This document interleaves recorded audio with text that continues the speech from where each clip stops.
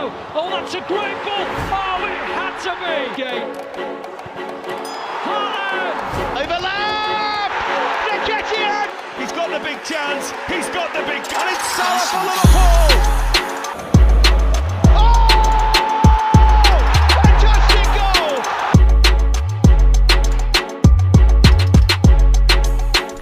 Defining moment, Arsenal's loss meant the City players could sing this.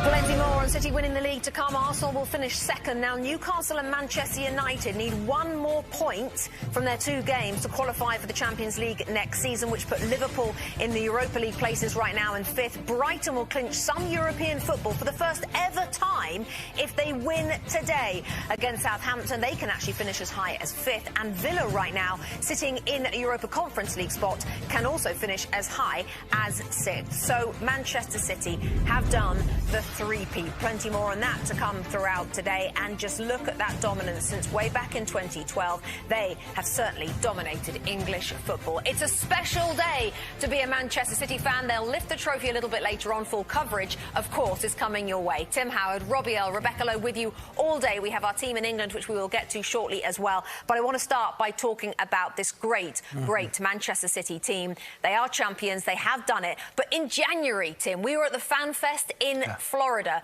They were 2-0 down to Tottenham at half-time, came back to win that game by 4-2.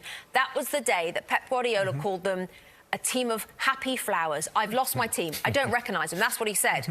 Look at them now. How have they done it?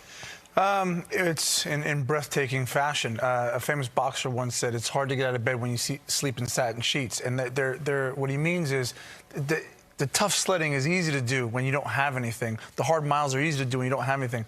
But their trophy case is filled.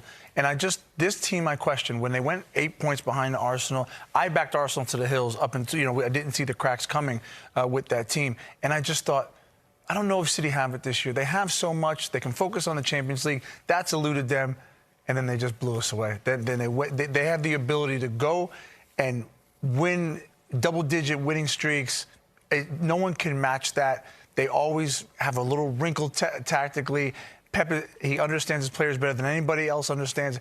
It's breathtaking to watch. And they've done, Robbie, the 3-peat. Only Sir Alex Ferguson on 2 occasions with Manchester United has managed a 3-peat in the Premier League and in English football. What a feat that is. What do you make of it? Well, it's interesting you mentioned Sir Alex Ferguson because he once labelled Manchester City as the noisy neighbours. Now they're the standard bearers of English football.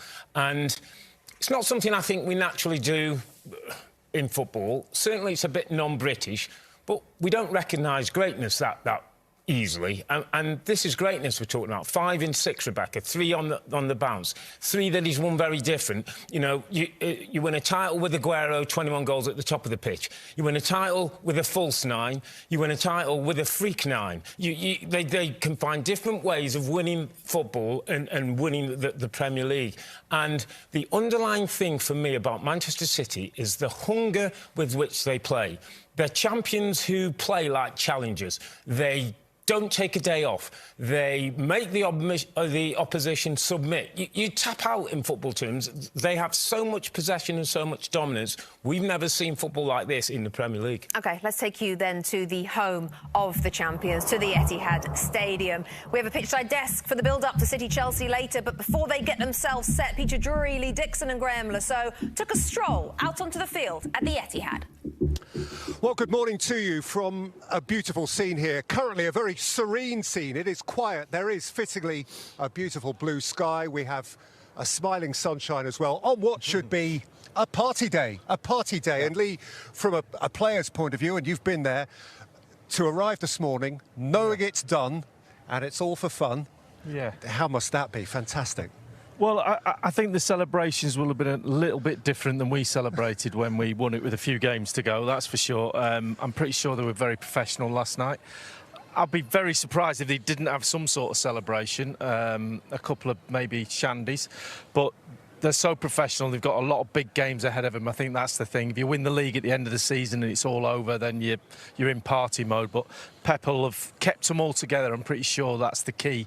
If you keep them all together, the players, and celebrate as a team, like they've done everything as a team this season, they've been absolutely outstanding, then they'll come in maybe a little bit tired today, but he'll probably make a few changes which will freshen the team up for sure. But what an occasion for them. And they're sure to want to perform. I wonder, Graham, whether, as we now start to look back on the season, whether, truth be told, in hindsight, yes, we always suspected it might end this way. There was, of course, a lot of excitement around Arsenal, and for a long time it's been a really good race. But did we all deep down know that City were this relentless? I think there's always a point where you know that Manchester City are going to go on a run. In February, they started against Bournemouth. By mid-March, they were in full flow. They played 3 games against Leipzig, Burnley, and then Liverpool in 3 different competitions in a couple of weeks, scored 17 goals, conceded 1. So they were on a march by then. But I think it would be a lie if any of us said we didn't think Arsenal had a chance, because Arsenal kept getting over the hurdles. They were outstanding against Newcastle a few weeks ago and really stood up in that occasion. And there's always an advantage when you're ahead. You always feel like you're in slightly more control of the situation, but just the might of Manchester City, and I've never seen them play this well over the course of sort of 4 months as they have done post World Cup, and it seemed at some point that they were just unstoppable and they were going to make up those points. And yeah, I'm a bit disappointed they've won it with 3 to go, because I think Arsenal have been absolutely terrific. It shows how well Arsenal have done, but you know, it's credit to Manchester City and their work ethic. And, of course, there's the possibility, as we know, of the treble to come. Inter, Manchester United will have something to say about that. But there we are. 41 weeks it is since, on a very similar gorgeous day in London town, Erling Haaland won and then converted the penalty that sent Manchester City on their way.